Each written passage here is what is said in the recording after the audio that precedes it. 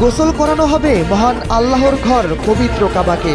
সাধারণ কোনো পানি দিয়ে নয়, হযরত ইসমাইল আলাইহিসসালামের স্মৃতি বিজড়িত কূপ জমজম থেকে তোলা হবে পানি। তার সাথে মেশানো হবে তায়েফ থেকে আসা বিশেষ গোলাপ জল। এরপর খাঁটি উদের বিশেষ সুগন্ধি মিশিয়ে সেই পানি দিয়েই ধোয়া হবে পবিত্র কাবাকে। আরবি বর্ষপঞ্জিকা অনুযায়ী 15 মহররম 1448 হিজরি বা 30 জুন সোমবার গোসল করানো হবে পবিত্র এই ঘরকে।